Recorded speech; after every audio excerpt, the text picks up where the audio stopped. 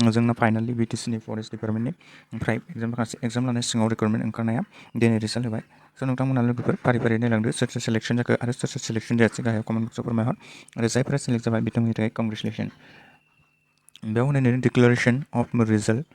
गोजौआव होनाय दं central selection Bodoland territorial council Kokrajhar station road pin number बे गावसिनि एड्रेस आरो डिक्लारेसन अफ रिजाल्ट। डिक्लारेसनाव मा लिरदों नायनो फै जों as per the recommendation of the board of central selection board BTC Kokrajhar and in consideration with the result of written exam conduct by the Bodoland university BU Kokrajhar as well as physical fitness tests and by oral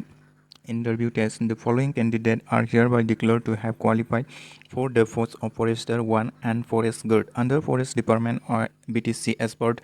advertisement bid number. बे advertisement bid number आरो बे माब्ला जादोंमोन date आ 13/03/2024 and number of C date 14 June 2025 आव number बे advertisement जादों गाहायाव होनाय मेरिट लिस्ट बेसिसफोर बे लोगोफोर नोंथांमोना फारि नायलांदो बे फरेस्टार 1नि गासै पस्टआ दंमोन 84 पस्ट बिसोराव जायफोरा सेलेक्ट जाखानाय बिसोरनो सेलेक्ट जानाय बे रल नाम्बार गासैनिबो F224 बेबायदिनो दंजोबो फारि फारि फरायलांनो हाजोबनाय नङा नोंथांमोना स' नायलांदो फारि फारि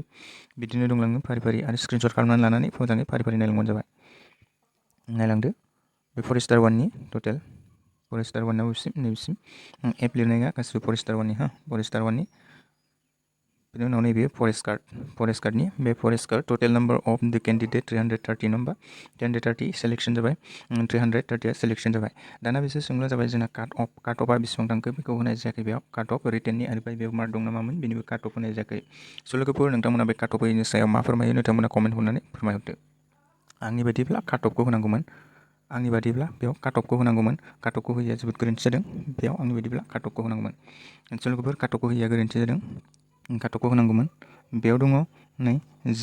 06332 G 05812 G 0113 बेबायदिनो दंलाङो जि लिरनाय गोजा गासिबो 330 नोंथांमोना फारि फारि नायलांजोबदो बेबायदिनो दं नै 110885 फारि फारि नायलां काट अफ होआखै खिन्थु आं काट अफ होयैखौ बारा मोजां मोनाखै स' काट अफ होयैनि सायाव नोंथांमोना फोरमायहरबानो जाबाय बे बेसेबां सैथो आरो बेसेबां सैथो नङा काट अफ होयैया नोंथांमोना स्क्रिनशट लादो फारि फारि रल नाम्बार बेफोरनो गासिबो जि गोनां नङा होमबा 06362039005 दंजोबो गासिबो जिर' गोनां नायजोबदो आरो नैबेयाव लिरनाय दङ नै लास्टआव मा लिरदों NB the board of CSB is not responsible any printing mistake in this regard माने माबाफोर प्रिन्टिं मिस्टेक जायोब्ला CSBआ जेबो रिक्स लाया होननानै बुंदों आरोना प्रिन्टिंआव मिस्टेक जादोंब्ला जेबो दाय गैया होननानै बेयो बुङो गावसोरो बेबायदिनो दंलाङो आरो नैयाव मेम्बार अफ द सेन्ट्रेल सेलेक्सन बोर्ड ओमफ्राय नैयाव एडभार्टाइजमेन्ट नाम्बारनि दं आरो माला डिक्लेयार खालामनाय बेनि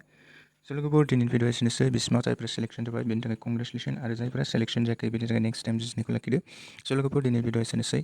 थेंक इउ।